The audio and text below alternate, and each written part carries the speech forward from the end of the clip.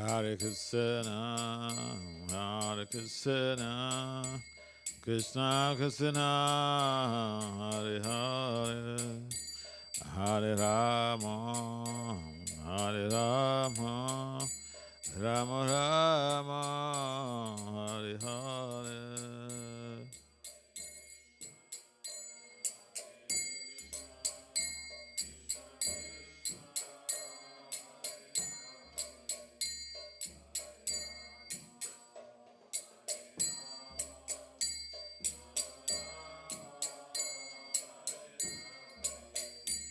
Hare Krishna, Hare Krishna, Krishna Krishna, Hare Hare, Hare Rama, Hare Rama, Rama Rama, Hare Hare.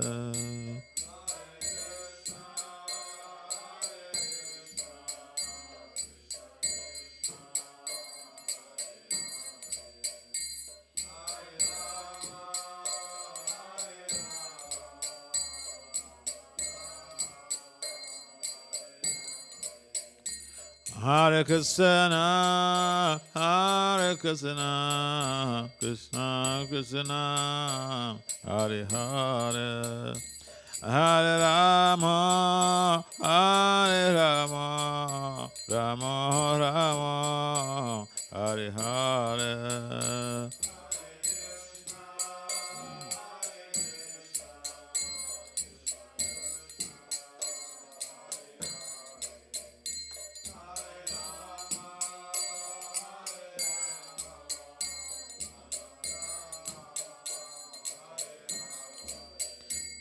Hare Krishna, Hare Krishna, Krishna Krishna, Hare Hare.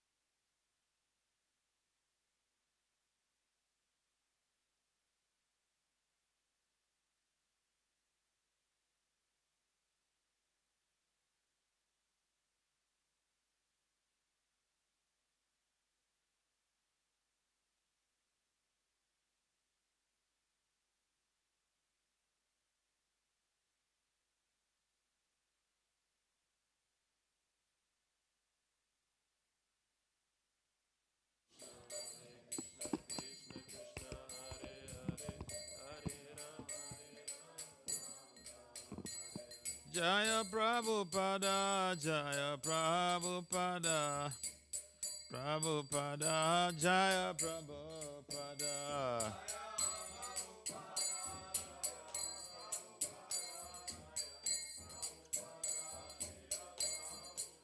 Jaya Prabhupada, Prabhupada, Prabhupada, Srila Prabhupada.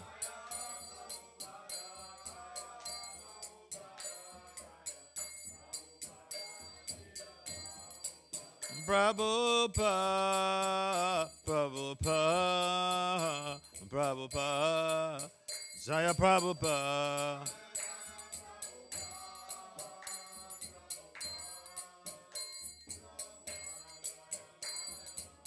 Nitai go Hare Ba, Hare Ba, Hare Ba, Ba, Hare Ba.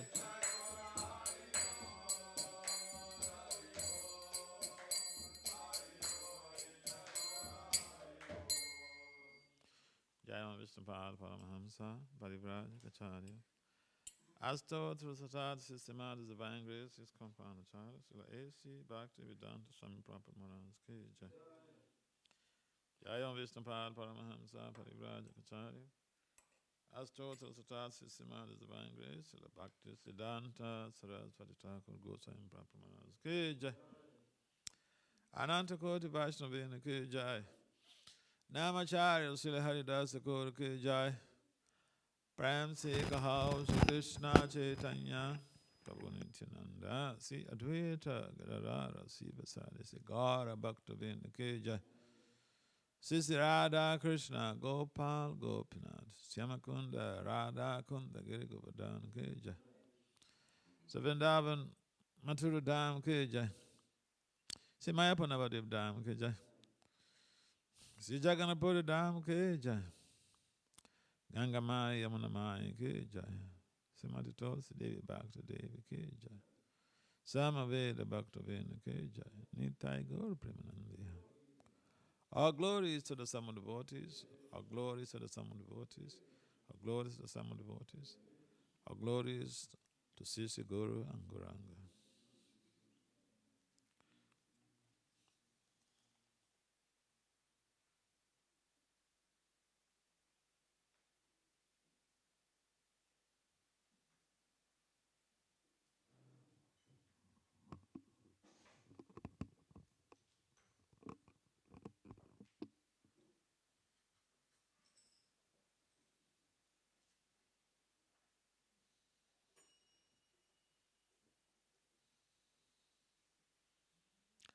So, Srimad Bhagavatam, Canto 4, Chapter 12, Text 8. Om Namo Bhagavate Vasudevaya. Om Namo Bhagavate Vasudevaya.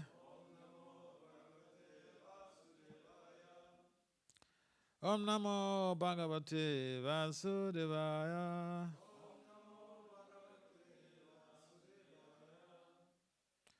Narayana Namaskritya Naram Cheva Narottama. What next?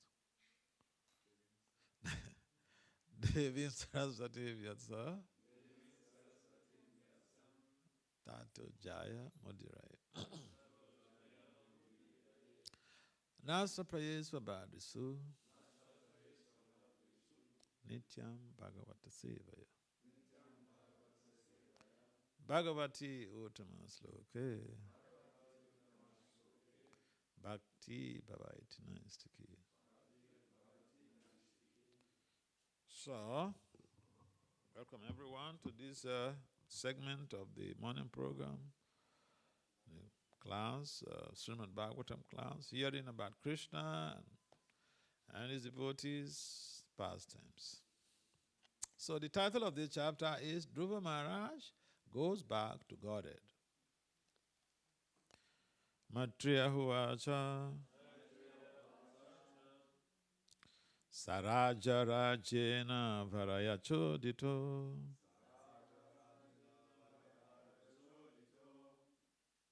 Dhruvo Mahabhagavato Mahamati Harosavavre Chalitam Smitim Yaya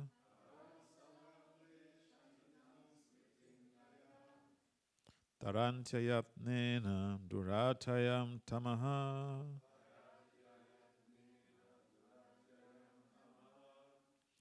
Sarajarajena Varaya Chodito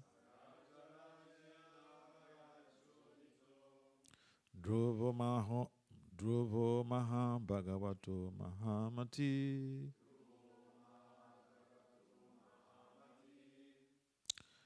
Harosavavre Chalitam Smitim Yaya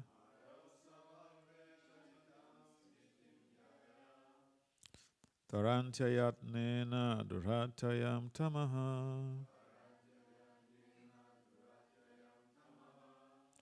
Sarajarajena Varaya Chodito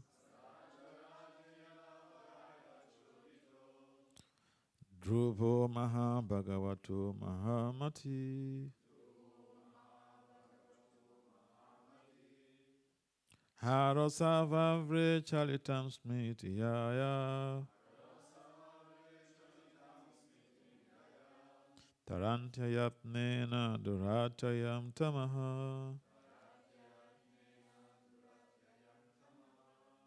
Can someone try?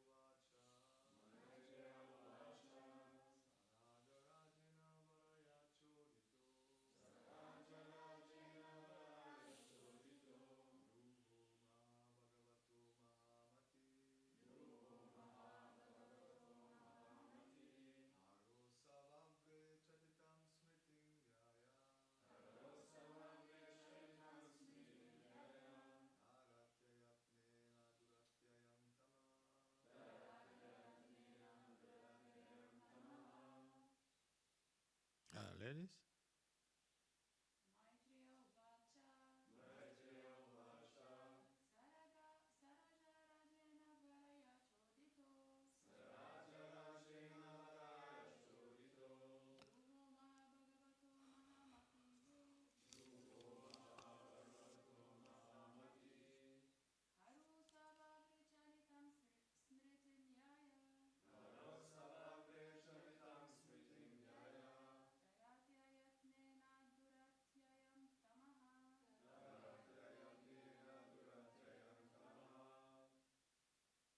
Anyone else? Ladies?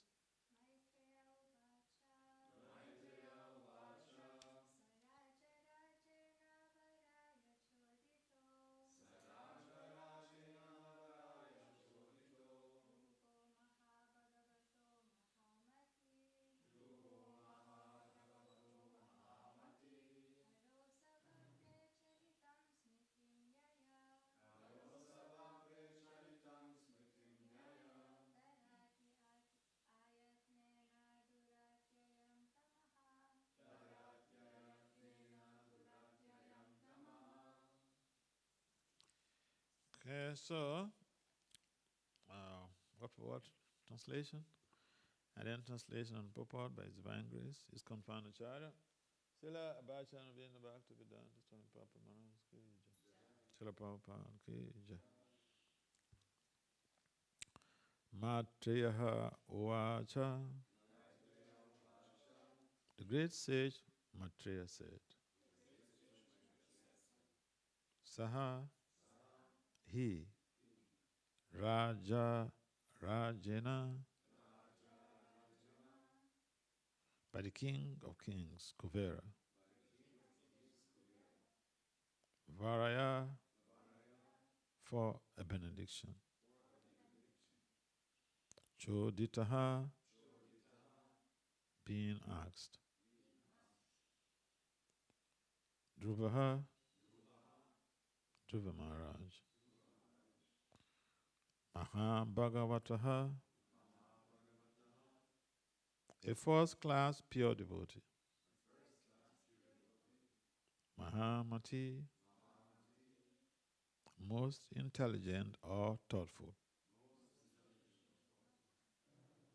Hara, unto the Supreme Personality of Godhead,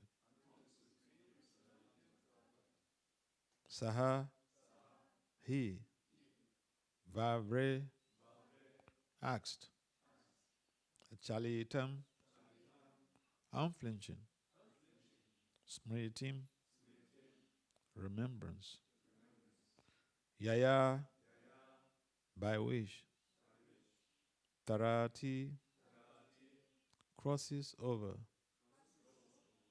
Ayatnina, without difficulty, Duratayam, unsurpassable, Tamaha, nations.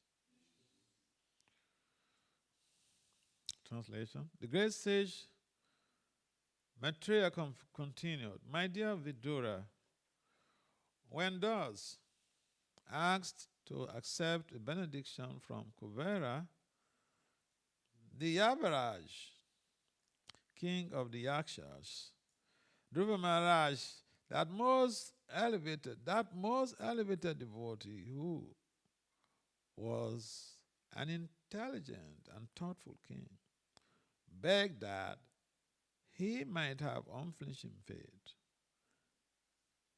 in and remembrance of the Supreme Personality of Godhead. For thus, a person can cross over the ocean of nations very easily, although it was very difficult for others to cross. Please kindly responsibly repeat. The great sage Maitreya continued, My dear Vidura, when thus asked to accept a benediction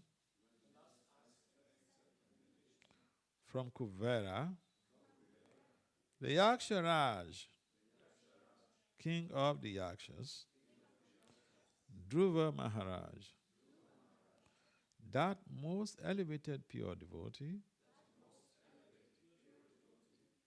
who was an intelligent and thoughtful king,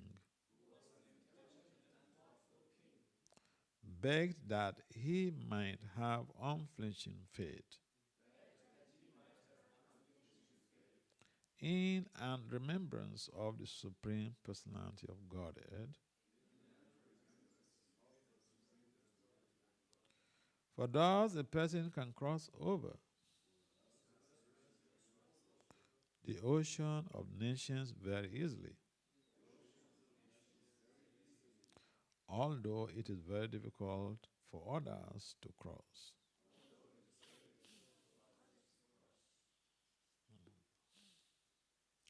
Purport. According to the opinion of expert followers of Vedic rites, there are different types of benedictions in terms of religiosity, economic development, sense gratification, and liberation.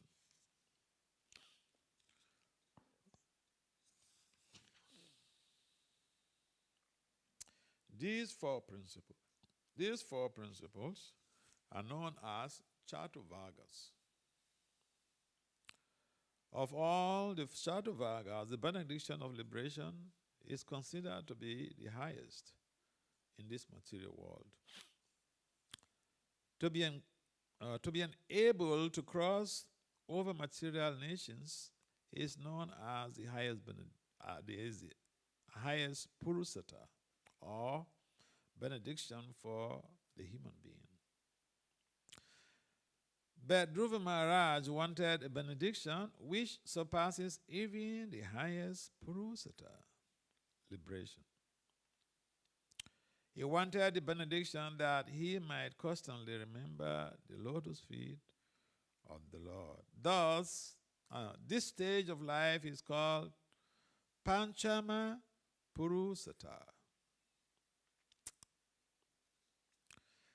When a devotee comes to the platform of Panchama Purusata, simply engaging in devotional service to the Lord, the fourth Purusata, liberation, becomes very insignificant in his eyes. Srila Prabhupada Saraswati has stated in this connection that for a devotee, liberation is a hellish condition of life. As far as sense gratification, which is available in the heavenly planets, the devotee considers it to be a will-o'-the-wisp, having no value in life. Yogis endeavor to control the senses, but for a devotee, controlling the senses is no difficulty at all.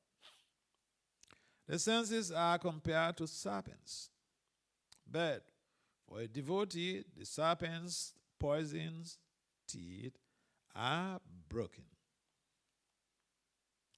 Thus, Srila Prabhupada Saraswati has analyzed all kinds of benedictions available in this world, and he has clearly declared that for a pure devotee, they are all of no significance. Dhruva Maharaj was also a Mahabhagavata, or a first-class pure devotee, and his intelligence was very great, Mahamati. Unless one is very intelligent, one cannot take to devotional service or Krishna consciousness. Unless one is very intelligent, one cannot take to this process of Krishna consciousness. Naturally, anyone who is a first-class devotee must be a first-class intelligent person, and therefore not interested in any kind of benediction within this material world. Kuvera, the treasurer of the demigods, whose only business is to supply immense riches to persons within this materialistic world, is described as the King of Kings because unless one is blessed by Kuvera, one cannot become a king. The King of Kings personally offered Dhruva Maharaj any amount of riches, but he declined to accept them. He is described, therefore, as Mahamati, very thoughtful or highly intellectual.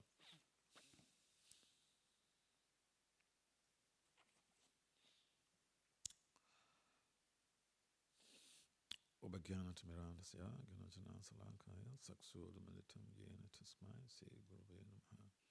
Sajetam Anum Vistam, Stamfetam Yenabutali, Swayam Rupam Kadamayam, Dadati Swa Padantika. Vanda Sri Krishna Chaitanya, Nityananda Sahodato, Gurudaya Paspavanto Chira Chatatamond. Vancha Kalpatari Vicha, Kripasanam Vyayevacha, Patitanam Pavanam Vaishnavibhyo Namo.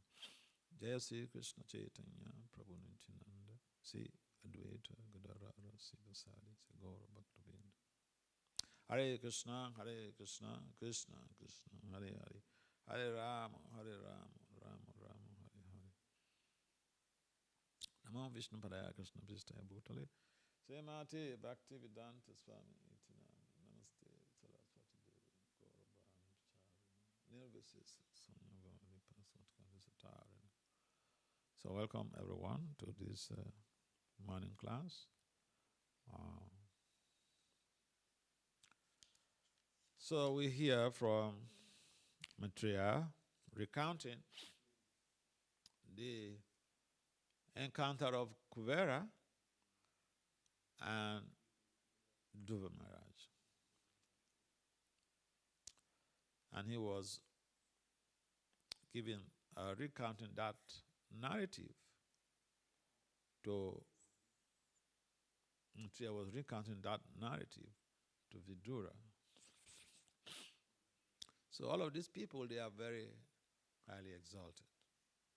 Vidura is an exalted devotee of the Lord. Maitreya is a very exalted sage. Dhruva, we hear him from this purport, is a Maha Bhagavatam. And Kuvera, he is King of Kings. So they are all elevated people, you know. They are not beggars like me.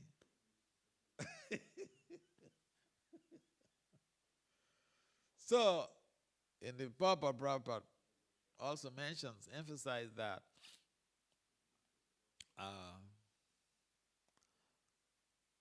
those who take to this part of devotional service are considered very intelligent. So all of you, you're very intelligent people. Otherwise, why following this path when there is so much of sense gratification in Germany? Huh? You can enjoy yourself as much as you want. But you choose to live a life of regulations. People don't want to be regulated. It's like when you're in prison, you can be regulated, but outside of prison, no, people don't want to be regulated, you know. They want to do anything they want to do. Anything they like to do, they want to do it. They want to experiment with everything. They don't just want to hear. They want to experiment. They want to go and taste it. So, also in the Prabhupada makes a reference to Prabhupada Saraswati is one of those erudite, pure souls, pure devotees, who have written so much about pure devotional service. And so, Prabhupada Saraswati, he gave a delineation about the different ways that people can seek for benediction. Seek for benediction, material benediction, in terms of religiosity, economic development, Even liberation is considered the highest. But we see in the case of Dhruva, now this is a typical example, typical case where we understand that the pure devotee does not even ask for liberation from Krishna. He does not ask for, give me bread. Doesn't come to ask Krishna, give me daily bread. Huh?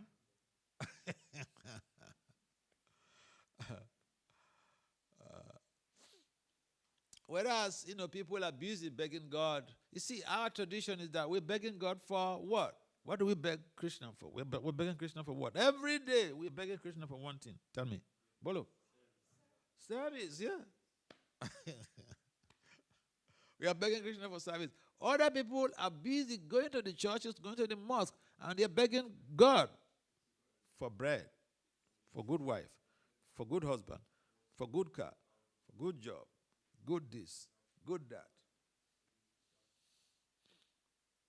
So we could query that. Or you mean in Krishna consciousness one cannot ask Krishna for any of these things? No, that's not the implication of that statement.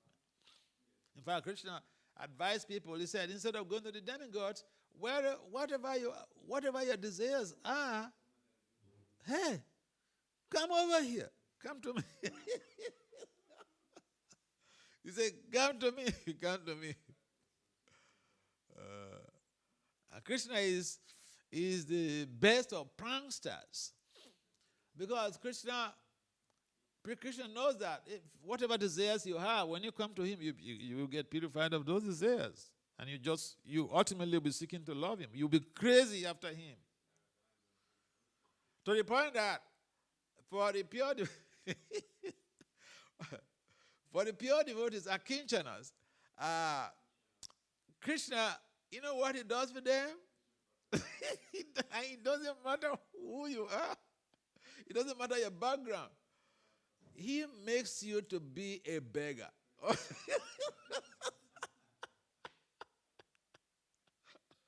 likes begging? No intelligent person who is properly economically situated, nobody likes to beg. But Krishna makes his pure devotees a beggar. Bipa Mangal Thakur wrote a very nice poetic song, and I love that song like anything, And so one of the verses, he said that this Krishna, oh no, I've never seen such a thief. He's just a big thief. In the whole 3 worlds, I couldn't find anybody a better cheat than this guy.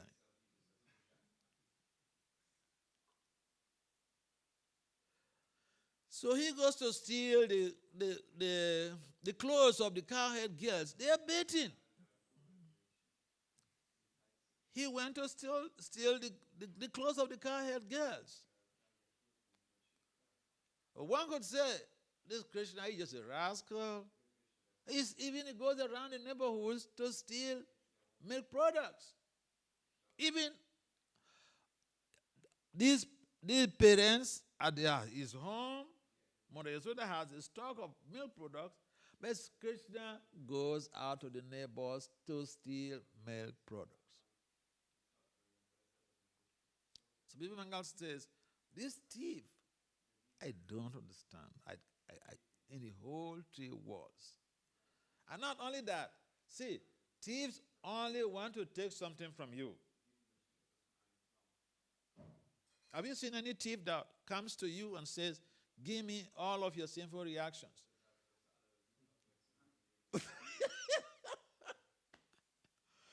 But Bipa Mangal Thakur says that Krishna, what makes Krishna, his thievery most amazing is that he even steals the sinful reactions of his pure devotees. So worshiping Krishna entails a lot. There are lots of implications, spiritual implications, devotional implications, social implications. So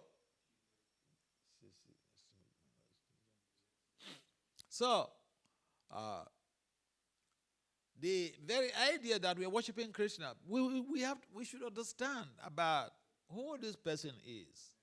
It's not just a God of reverence only. He likes fun. He plays around. And I was telling this story, I don't know whether it was in Switzerland. I was telling this story about Krishna regarding his thievery. So he goes to steal from Upananda's home. And Upananda's wife caught him. And all along, Yasoda always protects his son. She doesn't accept that Krishna goes to steal from anybody. He says they are just trying to find fault with his lovely baby. None of us, it means they're envious. They just want to find fault, incriminate the boy so that she will chastise him. So one day Krishna went to steal from Upananda's home, and Upananda's wife caught him. Upananda is one of Nanda Maharaj's brothers. So Upananda's wife caught him, and Krishna begged. She said, I'm taking you to your mom. She always defends you. So I'm taking you to her. Let us see that we are not just making false accusations. You are a thief.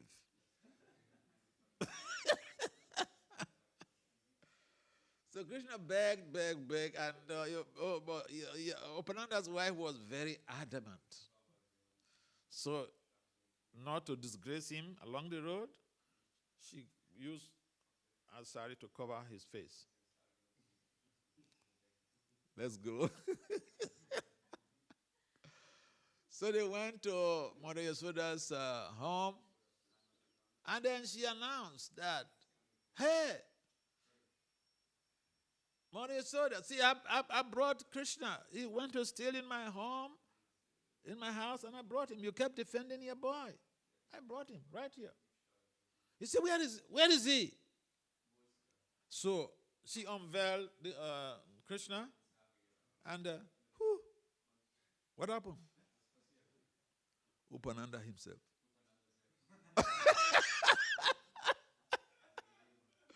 Krishna has changed to Upananda. And so Mother Yasoda said, come on, this is your husband, and you say he's my son? Who went to your house to steal? Your husband went to your house to stole from you, and you are now accusing my son. What is this? So she was so humiliated. So she went back. Your husband, you can't leave him there. It's not Yasoda's son. So they started going back. And they were going along, and then Krishna turned into Krishna again. And then Krishna said that, I told you, I begged you so much. You refused. You look for this humiliation. So it just funny. Krishna is funny and naughty, but he is the source of the spiritual and the material world. Krishna declared in the Bhagavad Gita, he is the source of. So it is mentioned here that the intelligent people are those who take to the worship of Krishna. Intelligent people. People who are highly intellectual. Elsewhere in the Bhagavatam it is mentioned too regarding those who take to Krishna consciousness, how they are intelligent. Because you find in this material world, people are roaming back and forth. They're going up and they're coming down. They're going from one place to the other. For what? Seeking for sense gratification. So, in Bhagavatam is mentioned, Tasheva heto prayate takovido. It's only those who are super intelligent, kavis, people who are wise, they take to Krishna consciousness.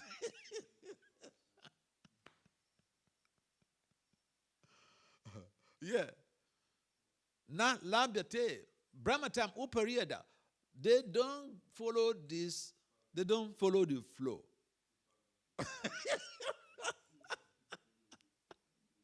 They don't follow the flow of simply, moving from one local to the other, or moving from one place, from Germany to Switzerland, and then from Switzerland to America, looking for what?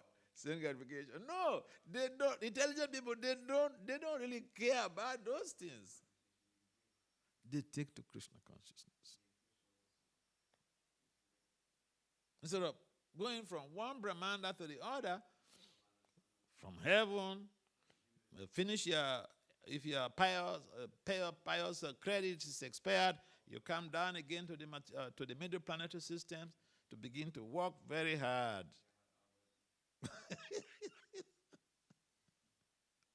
And people in general, other religious traditions, they are motivating their followers to go to heaven because they heard about heaven. There's so much of enjoyment in heaven. This same sense gratification, this same chewing the chewed. Chavita, puna chavita, chavanana. Sugar cane. If you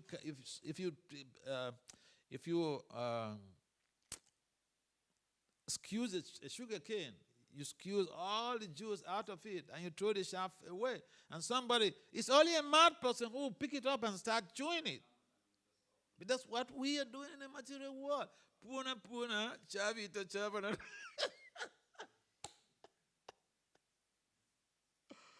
So, those who are simply wasting their human life, they're not interested in Krishna consciousness. It is those who have sufficient pious merit that take to Krishna consciousness. Try to understand. Just like you don't go into one community, say nearby here, you go into the city, and you find highly intelligent people in one building. Or the whole building is occupied by doctors, PhDs. No. People are not interested in going too high in schools.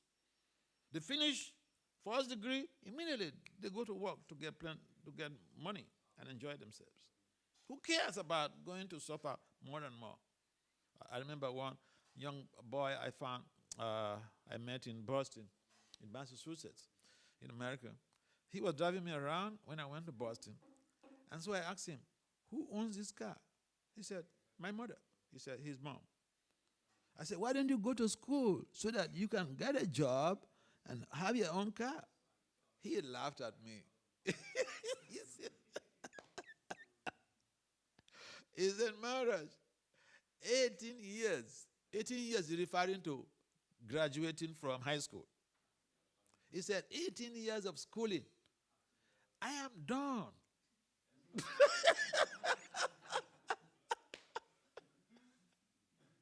He said he even forced himself to go and graduate from high school because the law in Massachusetts is that if you don't do that, you will go to jail, your parents will go to jail.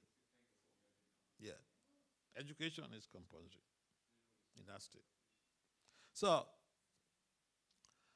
people are not interested in struggling hard. And also people are not interested in austerities that they don't get immediate result, immediate material results. So in most cases, you find if you go out for book distribution, people are having some challenges in life. They ask you of different things that possibly you can help them to solve their problems. Yes, Krishna can help anyone to help their problems. So we may give the books in millions, which is basically planting the seed. But if you go and throw seeds in a farm, the farm might have been tilled or worked on by caterpillars or whatever, and you go and throw some seeds. Some will sprout. Some will develop into trees. Not all of them. Yes, you planted them, you throw the seeds. So, why is it that most of them will not really sprout? Because the heat is there during the summer. And if it is not watered, that is the probability of the seeds sprouting, growing, and developing to flourishing trees might be 1 infinity. That means most unlikely. So, a devotee is very rare. Especially here on this planet, devotees are very, very rare. What is the population of Germany? How many devotees who are practicing do you have? What's the population of the world? 8-point-something billion. Do we even have up to 1 billion devotees? No. So, it should be understood that on this path of endeavor, it is for exceptional few. It is for exceptional few. Prabhupada considers this, the Chaitanya Charitamrita as a postgraduate study in spirituality. Krishna consciousness is like a postgraduate study. Not every student who graduates goes for a master's or goes for a PhD. Because the sense gratification, the allurement for sense gratification is so intense on this planet. People are running back and forth for everything they could do to be able to get the sense gratification. But here, Dhruva rejects every damn thing he was offered. He was meeting with Kuvera, the king of kings, described, the king of kings. Prabhupada also mentioned in purport that Kuvera, why is he king of kings? Because it is he who coronates other kings. He's not just a treasurer. He has so much of power. And he can give wealth. Imagine when you go to meet the richest person in Germany, here in Germany. Who is the richest person? And devotees don't know current affairs in most cases. They are very busy with Krishna. Right? Okay. Alvi. So if you go to meet, say, okay, maybe not a devotee. Anybody who is not a devotee goes to meet the Alvi brothers. What is he going for? To beg for money. To beg for help. Here Dhruva met the reservoir of all riches. And he is the one asking. Ask for a benediction. I'm ready to give you a benediction. In other words, you meet the richest person in Germany, and then he's asking you, ask for a benediction. What can I do for you? Some people will say, come and build a whole estate for me. In other words, they will ask for material boon. So Kuvera was also having those opportunities to be able to give the wealth to Dhruva. But Dhruva, because he is a Mahabhagavata, he was not interested in anything material. He could ask for material boon, he could ask for liberation. So in the Papa is mentioned, he did not ask for anything material. And therefore, the advantage that the devotee has is that, keep in mind, Dhruva went from one stage to the other. He went to start his worship with material motivations. He went to the forest to beg for a kingdom greater than that of his father, because he was emotionally abused by his stepmother. He wanted to sit on the king's lap. And his stepmother said, not for you. So he was emotionally abused. He didn't go to cry. He didn't just go to his room and start crying. He thought, I must do something to teach this woman a lesson.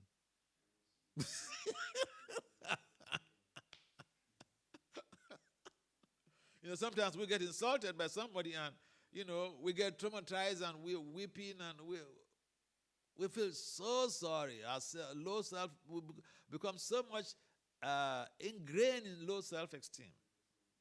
They do what? No. So that's a great asset for us, because you're living in a material world. Someone will humiliate you. And you could go really completely despondent. I remember one devotee told me a story in America. It's a white devotee. So he told me a story how they were in Boston distributing Back to God. And so they went to Howard University Park. Howard University is one of the Ivy Leagues in America, one of the topmost universities. So they went there to distribute Back to God. I like telling this story because for one reason or the other. So he went to distribute Back to God with some devotees in the park. So he saw one young man highlighted from his car. So he approached him and gave him the Back to God, showed the Back to God to him. And this young man, he turned to him and said, don't you know I'm Harvard professor? In America, Harvard professors are considered they're treated like demigods. So this devotee told me he was traumatized. Why? He never went to college. And here, he meets somebody who's a professor, a teacher of college students, telling him, what have you got to tell me? I know everything. I'm a professor of the highest university in America. What have you got to tell me? Get out here. He said he did not distribute a single magazine that day. One single book it could not distribute. He was so much affected. He was humiliated. Dhruva Maharaj also was humiliated by the stepmother. You see, that is a stranger who humiliated him. And if someone close to you hurts you, it's more painful. It's more painful. Because some outsider, you may just overcome it very shortly. But someone close to you, your loved one, hurts you, it could be so devastating. And it takes some time to overcome that trauma. But Dhruva was humiliated by someone very close to him.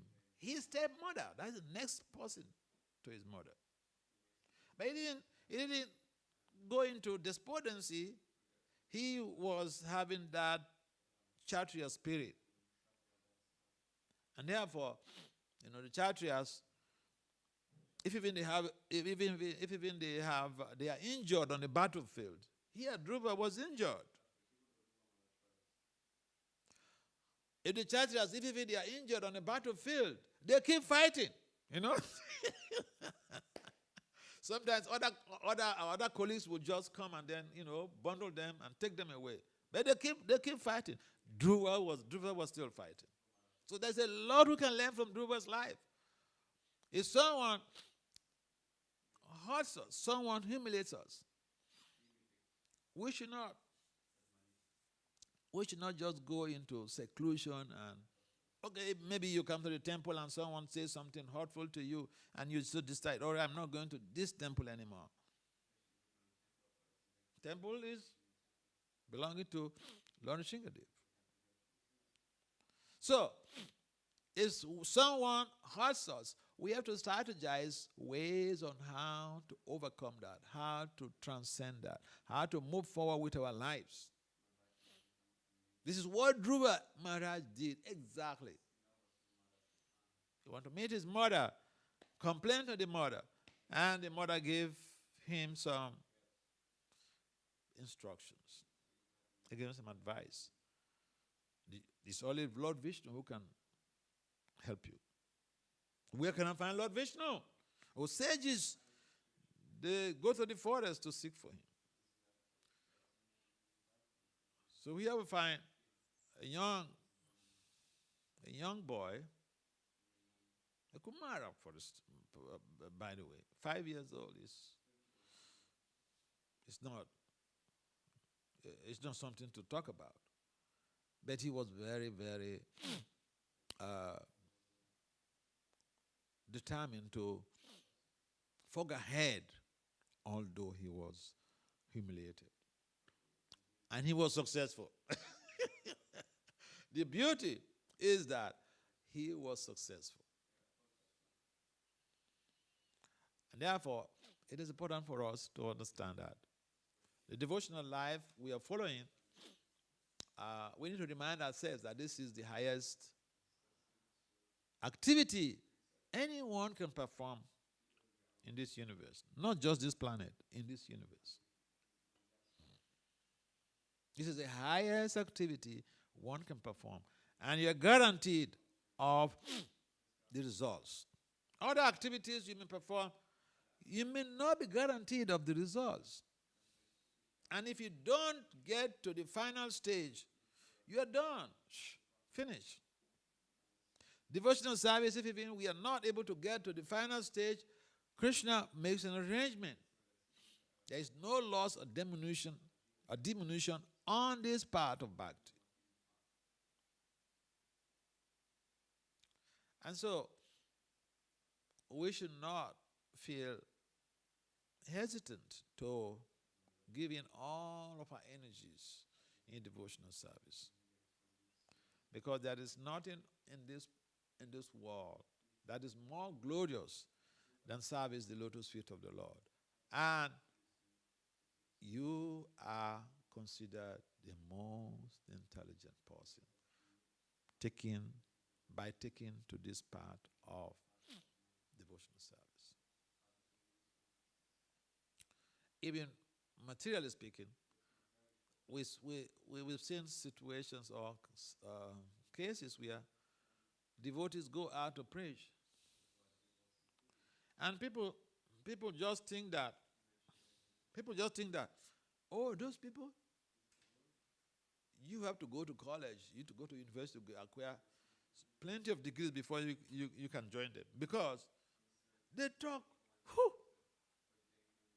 they speak really very parka. I remember we went out for preaching, and then one gentleman came out from his store, and he said, when I hear you guys talk, I like your talks, I like your teachings, but you know what? I bought some of your books. I read those books. I don't understand anything. I don't understand anything yet. So we are in the process, and sometimes we forget that some people are not fortunate enough to be in this process. And even the best of Purusatas cannot be compared to this devotional service. By practicing, we are in the process of sadhana bhakti. Sadhana bhakti is also divided into two. We have the Raganuga and Vedi. So in Vedi sadhana, we may not have the taste for instance, of the holy name. But we have a higher understanding where this chanting will lead us to. We will get to that taste in due course of time. So we don't say, well, I've been chanting all these years, I'm not having any taste. No, the taste will come. And therefore we should be consistent in our endeavor in Krishna consciousness. Because it takes a highly intelligent person, highly intellectual person, to take to Krishna consciousness. Don't even think of trading your Krishna consciousness cultivation with anything else. So,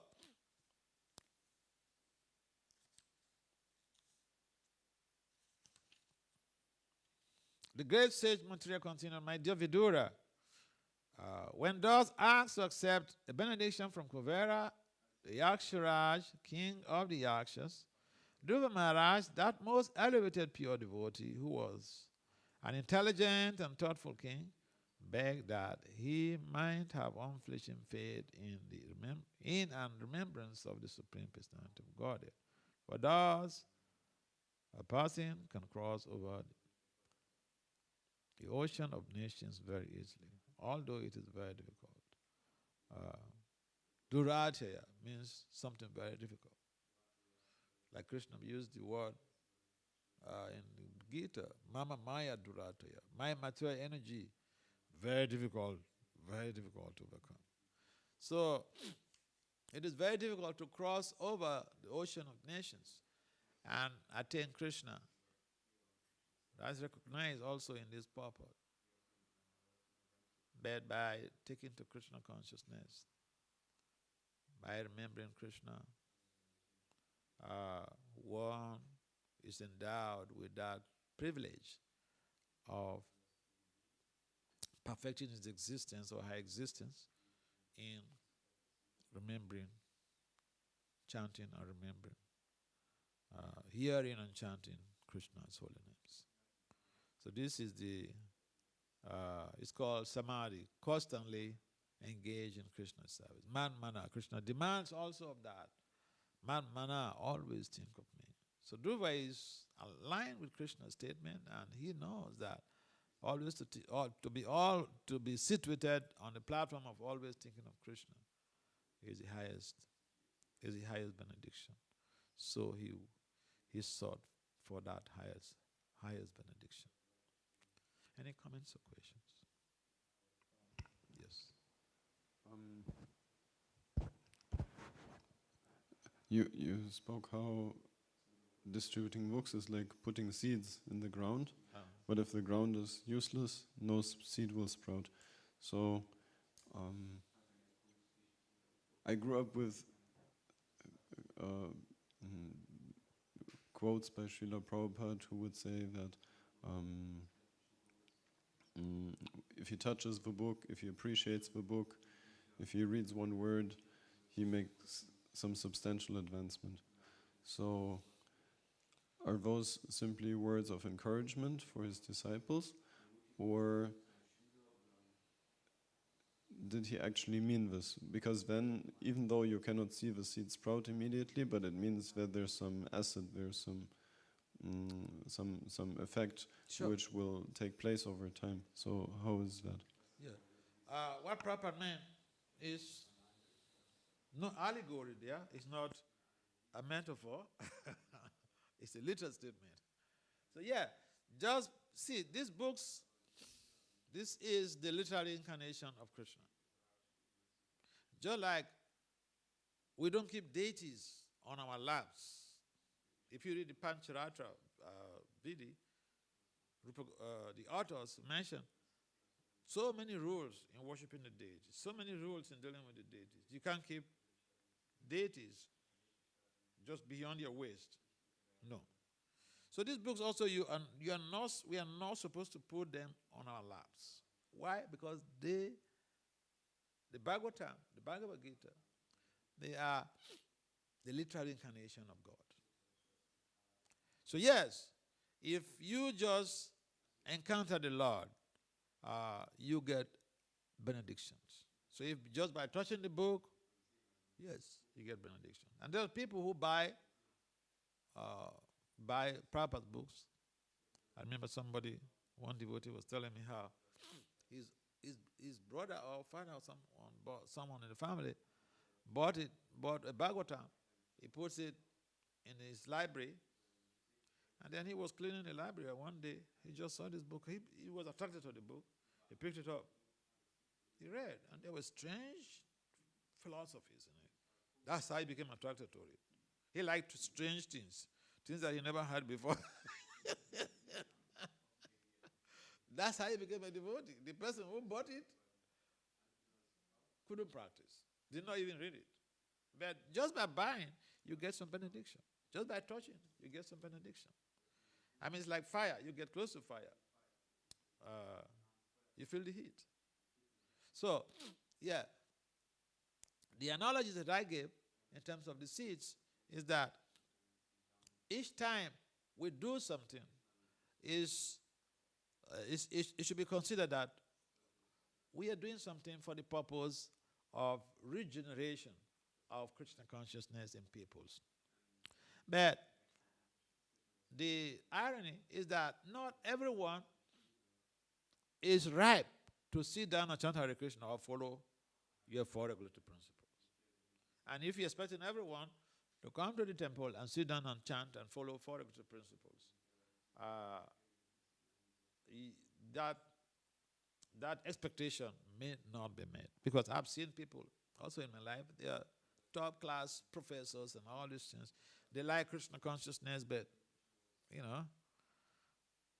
the zeal, the willpower, they are not endowed with the willpower to be able to practice. So yeah, they have some, but just by associating with the devotees, they have some benediction. So our endeavor, we should not think that is wasted when we preach to somebody. And sometimes devotees are also very impatient, especially with the families. With the family members are not interested, and then, I remember, one of my friends in Washington D.C. She's in Mayapur now. She was my bank manager. She was helping me with some things. One devotee contacted her, and then she helped me with some things. And so we became friends, and she used to invite me to her home. But then she was just a great person, working as a bank manager in Washington, D.C. She was chanting 64 rounds every day.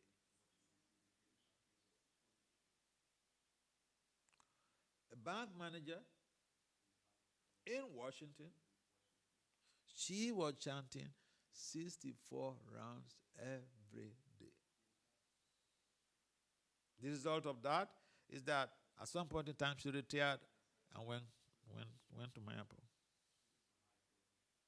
Yeah. So the bottom line is that, yeah, we do our preaching, but we should not expect everybody to come and sit down in our temples, to do all of the things, follow our regulated life. And when the seeds are planted, they sprout up. It may take some time, depending on the type of seed. If it's a mango, it takes some years before it develops fruits. Is that correct? Yeah. And there are some of the vegetables, the seeds you plant. Very quickly, you start harvesting. So there are different expectations when we go into the forest to do our farming, cultivation of people, or trying to do some cultivation. And therefore, if even we don't expect, if even we don't see the seeds sprout, we should not be worried. We've done our part. The important thing is to be able to do our part. We should not expect everybody to be a practitioner of Krishna consciousness in this life. Especially in most cases, see, just by a devotee becoming fully involved in devotional service. It is mentioned in the discussion between Pundarik Vidyanidhi and Garadara. Garadara became offensive to Vidyarik Pundarik in the change of Bhagavad. Because Pundarik was living in some type of flamboyant life. And when Garadara has heard about the glory of Pundarik Vidyanidhi, and when he came to see him, he was sitting in a very opulent place and very purportedly materialistic environment. And Pundarik Vidyanidhi understood his mindset. The person who brought him there also understood his mindset. And then the person who brought him chanted some hymns, and Pundarik Vidyanidhi swarmed into spiritual ecstasy. And then Gadadhara Pandit thought, oh my God, I'm finished. I committed an offense to a pure devotee, to a Mahabhagavat. And so he decided to take initiation from Pundarik Vidyanidhi. And then in their discussions, so Gadadhara is a very learned scholar, highly elevated devotee. So then Pundarik Vidyanidhi was explaining that he is just very fortunate, he's just lucky that he gets a Pandit, a pure, elevated, intellectual devotee like Gadadhara Pandit. And so it is not, Krishna was just merciful to him. So each time we make someone a devotee who is highly intellectual or highly evolved, materially speaking, and then we make them devotees. This is the mercy of Lord Krishna on that individual preacher or the person who made that person a devotee. And therefore, it is important for us to do the planting of the seeds. One of these biographies of Prabhupada by Sasarup Maharaj, he calls it planting the seed. You read that book? Yeah. So what we are doing is like planting seeds. But we also need to do the watering of the garden. Seeds are planted, we have to water them. Even our own lives, our devotional lives, we have to water the devotional creeper. And that is why we come into the programs. And that is why we sit down or stand up or whatever to chant every day. And that is why we take only Krishna Prasada. We could say, well, there are so many nice vegetarian stuffs out there. But, Prabhupada wanted his devotees to focus on prasada. Anything that is not offered is considered sin, papa. So yeah, what Prabhupada said about his books, touching, reading, just by encountering the books, one gets some transformation. So it's not a metaphor, it's not an allegory, they are literal statements, and it's real. Does it make some sense? All right, okay, yes.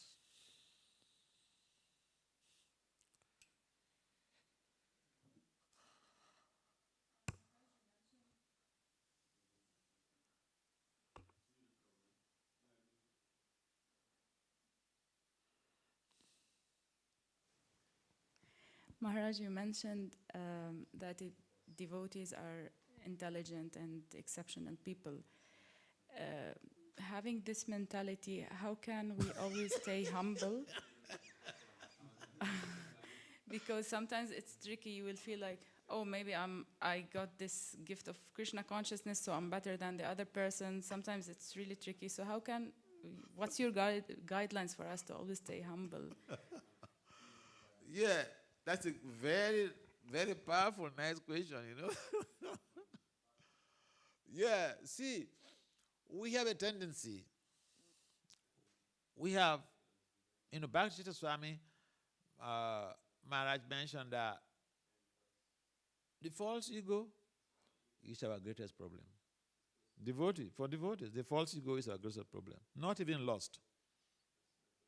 Krishna said, people are forced to do things against the better judgment because of lust. That is like the greatest enemy. But for the devotee, the false ego is our greatest enemy. So we have to guide against the false ego. We should not also go to the extreme. I give you an example of someone who went to the extreme about trying to guide against the false ego. In a Gurukul in Vrindavan, the teacher, what is his name? Yeah, Burijan.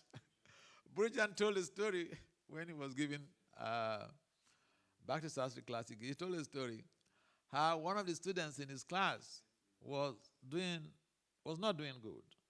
So he encouraged him that, hey, your grades are going down. Wake up. He said, no. I don't want to be puffed up.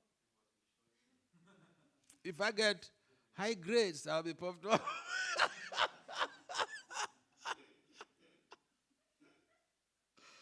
Yeah, so we should also go to the extreme of saying, okay, I want to really check myself from the false ego, because now I know I'm a very important person and I'm highly intelligent and most intelligent persons on the planet.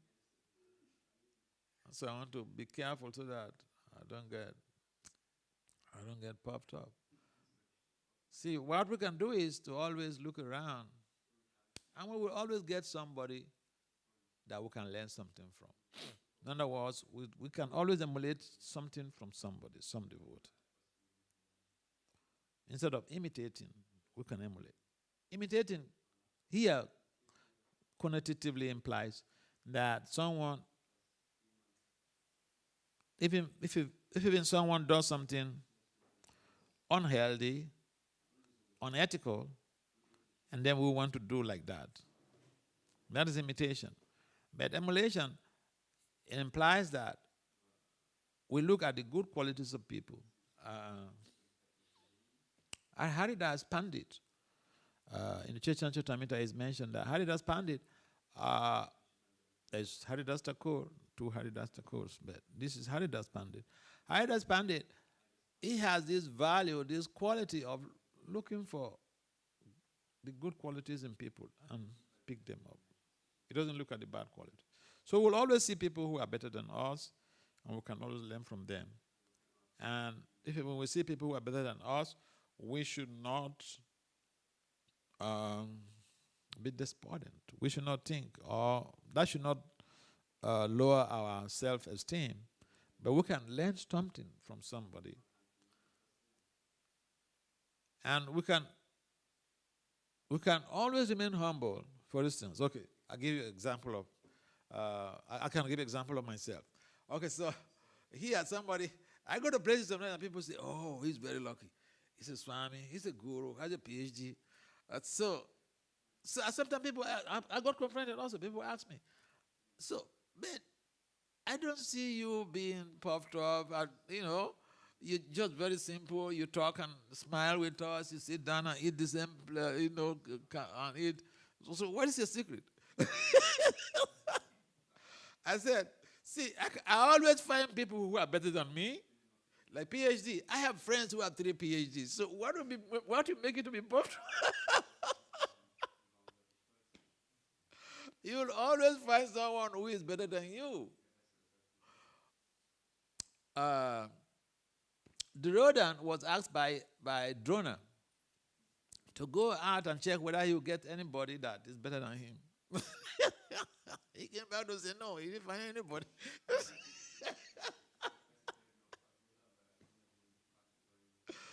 So, as soon as we begin to think that we are the best, and we begin to act like that, that is Duryodhana consciousness. We should avoid that. So we should always think, yes, I may be lucky, to be in devotional service. But, there are so many people who are better than me. And I really have to work hard so that I can become better. Yeah. Horrible. What's the time now? Past 10. All right. If there's no last question, we have to, I will seek for adjournment of this meeting. All right. So, thank you. Yes. Angry with you? Yes. Well, maybe they are not.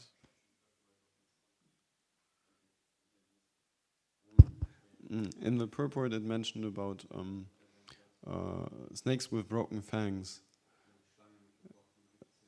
When a person engages in devotional service, yes, the senses, they are like serpents with broken fangs. Can you explain what this means? Yeah. See, the senses drive people crazy. See, but this is not just a Vedic philosophy. The general theory of crime, those who study criminology up to PhD level, they know general theory of crime. The general theory of crime stipulates, it was proponed by two criminologists, Gottfriedson and Hitchie, in 1990. They published their work. Now, the general theory of crime stipulates that all crimes and antisocial behavior, say sinful activities, crimes, immoral activities, they are due to uncontrolled senses.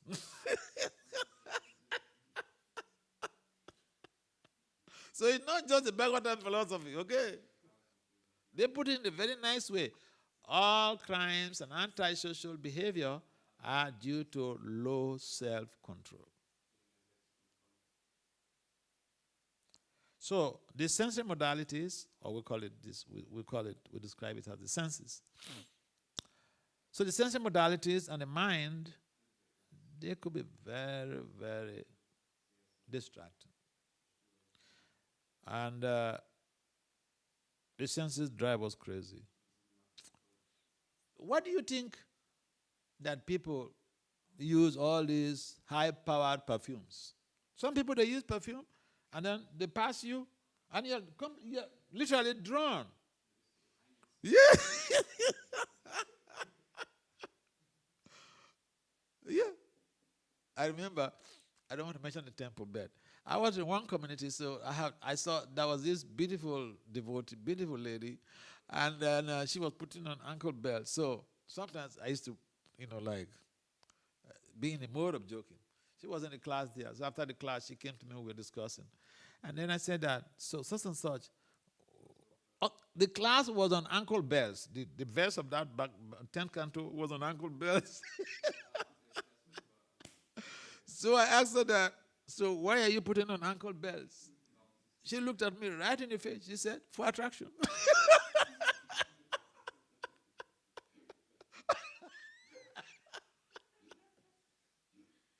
Oh, yeah. So people wear things. People, they rub perfumes. They do all types of things. They buy all these limousines, sofas, for what? For sense gratification. To attract the senses of people. For what? To enjoy. To exploit them. To explore. So, the senses are uncontrollable. Sarira avidya ja. Jadandriya taikal. Jiva fele. Vishaya shagara. Vishaya. Sense gratification. The senses, that is the motive. That is their job. So, if someone is practicing devotee, they don't want to follow the impulse of the senses, but it's not by their efforts, just by taking prasadam, the fangs of the serpents of the senses are broken.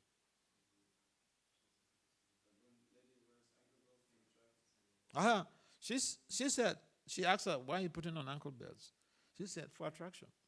Attract the senses of men. The senses are the poison fangs now. She's trying to attract those senses of men to get attracted to her.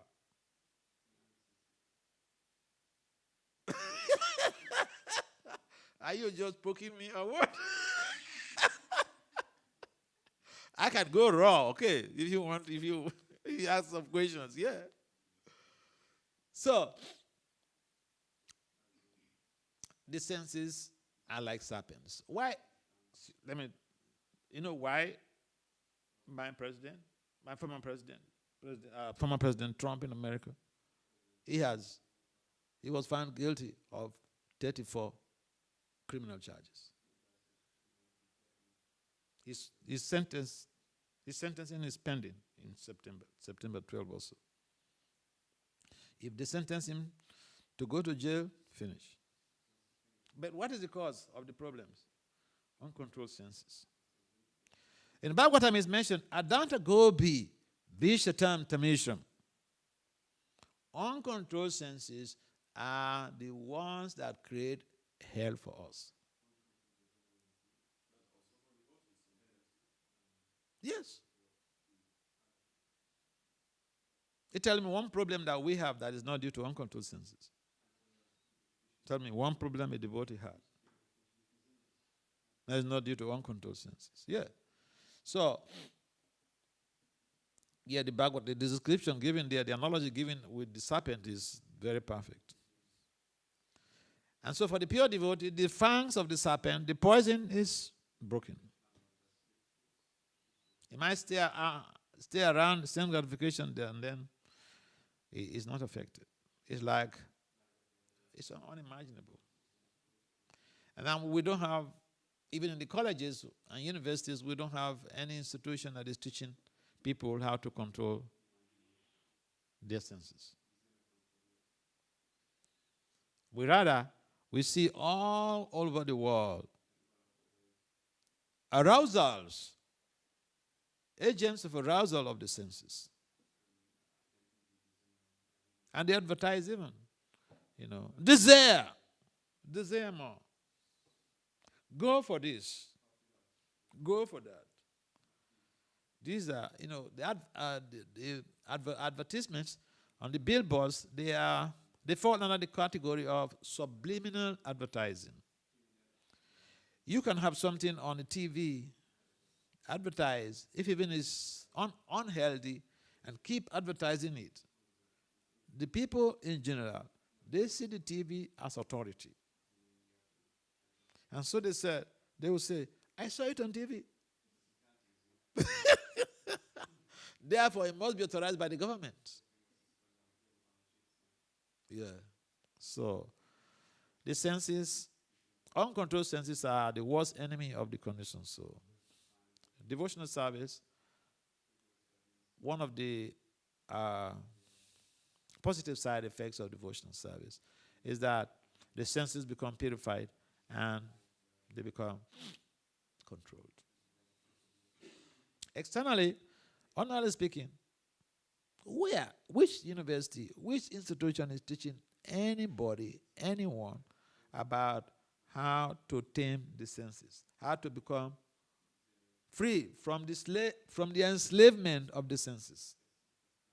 We are literally enslaved by the senses. No one is complaining about that. We fought war against slavery. Here is a perpetual slavery.